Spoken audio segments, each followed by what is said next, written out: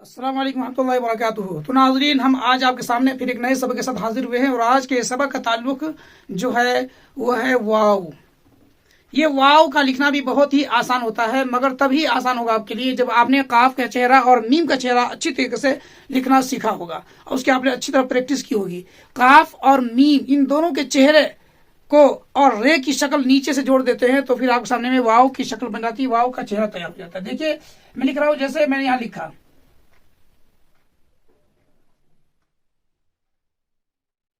ये है वाव और ये है आपके सामने में सिंपल वाव, ये है आपके सामने में कॉफ और ये है आपके सामने में मीम।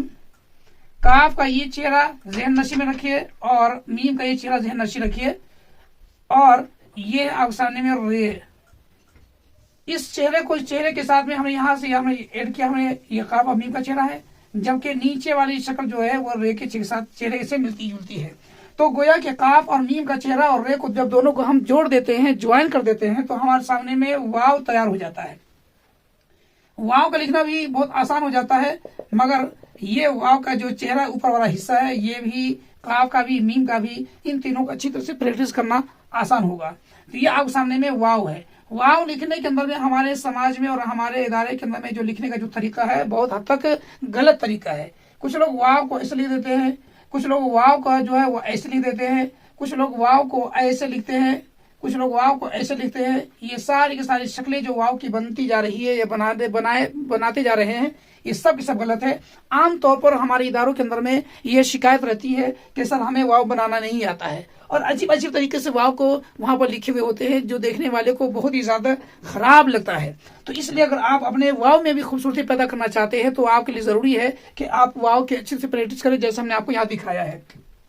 इस गुलाई का भी ख्याल रखें और यहाँ से रे की जो शक्ल बनती है उसका भी पूरा ख्याल रखें। उम्मीद है इंशाअल्लाह ताला कि आप वाव को अच्छी तरीके से लिख पाएंगे और सीख लेंगे। वाव के बाद हमारे सामने में एक और हर्फ आता है जिसको बोलते हैं हम हे। हे के अंदर में तीन शक्लें बनती है, एक शक्ल इसकी यहां से, दूसरी शक्ल यहां से और तीसरी शक्ल यहां से, यानी हाईलाइट करके हम आपको बताते हैं ये हे की शक्ल है। यहां से यहां तक जो है मोटा है, जबकि यहां से यहां तक पतला बना हुआ है, फिर यहां से लेकर के यहां तक मोटा और यहां से यहां तक पतला है। गोया कि आपके सामने में 1 2 3 4 शक्लें बन जाती हैं हे के अंदर में। इन चारों शक्लों का पूरा ध्यान देना जरूरी होता है। यहां से जो हमारा बनता है कत 1 2 3 और यहां से यहां तक 5 कत का होना चाहिए और यहां से यहां तक 3 कत का होना चाहिए। इस तरीके से 5 में 8 9 10 11 कत के ये जो है आपके सामने में हे तैयार होता है। कभी कभार हे को लिखने का तरीका दूसरा बताया जाता है और दूसरा तरीका भी है, कभी कभार हे को ऐसे लिखते हैं, जैसे आप लिखते हैं बरकातुह। देख रहे नाज़रीन कि हे को यहाँ कैसे लिखा गया है। कभी कभार हे को ऐसे भी लिखा जाता है, जबकि ये शक्ल आम तौर पर अरबी लैंग्वेज के अंदर में यूज होती है, इस्तेमाल होती है ये शक्ल, लेकिन कभी कभार उर्दू में भी इस्तेमाल कर दिया जाता है। तो इस तरीके से हमें पढ़ना भी और लिखना भी और पहचानना भी आसान हो जाता है। मगर ज्यादातर हमारी जो उर्दू लैंग्वेज के अंदर में जो शक्लें रिवाज पाई गई हैं, एक तो शक्ल इसकी ये है और दूसरी शक्ल इसकी ये है। अगर ये शक्ल हम अलिफ पर बना देते हैं तो ये अलिफ मध्य आ बन जाता है, लेकिन अगर ये किसी और हर्फ के साथ, अलिफ के बगैर किसी और हर्फ के साथ हम जोड़कर इस्तेमाल करेंगे तो वहां पर इसकी शक्ल ऐसी बन जाती है, वहां हे बन जाती है। एक और शक्ल होती है, उसकी शक्ल ऐसी होती है ये। कभी कभार हे को ऐसे भी लिखा जाता है, जैसे मैंने लिखा कुल्हाड़ी। तो सामीन देख रहे हैं कि कुल्हाड़ी हमने जो लिखा तो उसके अंदर में जो हे जो लिखा गया वो ऐसी शक्ल बनेगी। कभी कभार हे की शक्ल दो चश्मी हा की सूरत में होती है और वो होती है ऐसे। ये भी हा जो है दो चश्मी हा इसको इसलिए बोलते हैं कि इसको 2 आंख है, 2 की माना 2 चश्मे माने आंख, दो चश्मी हा का मतलब है 2 आंख वाली हा।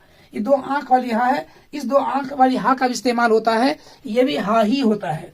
तो नाजरीन हम आप देख पा रहे हैं कि इसकी अलग अलग शक्लें होती है। इंशाल्लाह जब मुरक्कबात का बयान आएगा तो हम आपको वहां पर वाज़ेह तरीके से बताएंगे कि वहां पर क्या क्या शक्लें बन जाती हैं। फिलहाल आपको यहाँ पर ये याद रखना है कि हाँ की एक शक्ल ये है जो इंफरादी तौर पर लिखी जाती है, अलग से लिखी जाती है, और दूसरी शक्ल हाँ की ये है जो अलग से लिखी जाती है। इन शक्लों को ज़हन नशी करना चाहिए ताकि हमें उर्दू के लिखने में बड़ी आसानी हो और बहुत ही खूबसूरती के साथ हमारी उर्दू लिखी जाए।